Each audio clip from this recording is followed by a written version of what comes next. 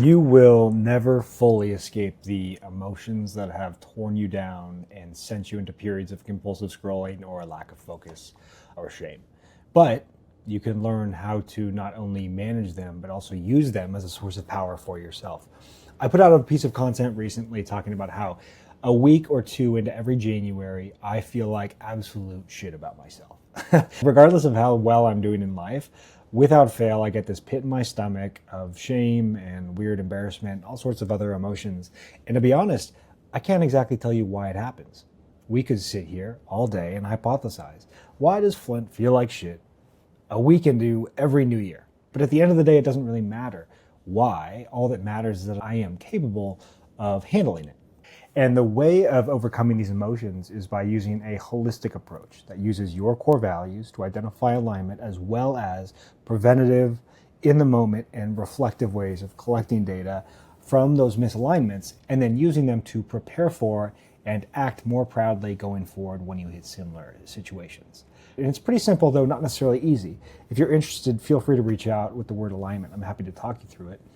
A funny thing that occurs, though, as you move through the levels of being able to handle these moments is that you recognize that the moments themselves and the emotions mostly never actually go away.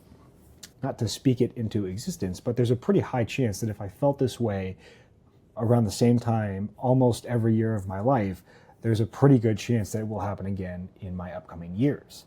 It may not, but it also may. And that's not a bad thing. It just warrants me separating the fact that I may feel bad, but just because that happens, it doesn't mean that I have lost all the effort that I have put into myself up until that point.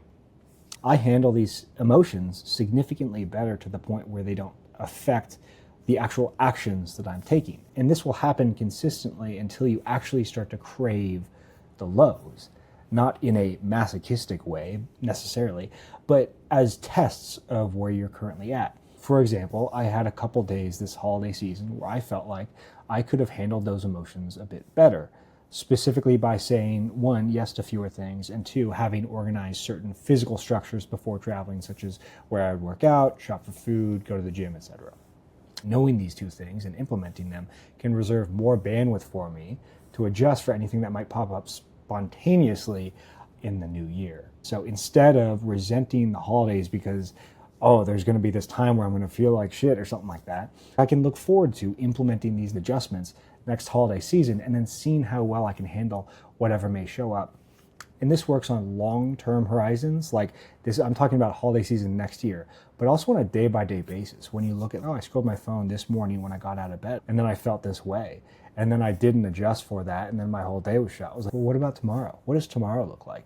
And if you go through tomorrow, and the same thing happens, all right, well, now we've identified a pattern. How can we positively reinforce ourselves to change this pattern? But by doing this, the thing that is providing me with pain actually becomes a source of opportunity and power, even though the actual emotions, like embarrassment, is still present. But the way I handle embarrassment, the way I act afterwards is different, right? So it becomes a source of opportunity and power, even though the actual emotions don't necessarily change. Which leads to a pretty interesting observation, which is that the people that you most admire in this life for their discipline and their diligence probably also feel the exact same anxiety and embarrassment that you do.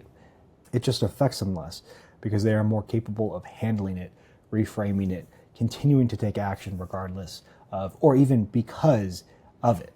They are made of the same flesh and blood that you are, just as I am, just as everyone else on this planet. We all feel intense emotions sometimes, but some of us are better than others at moving through them and continuing to take action regardless of them.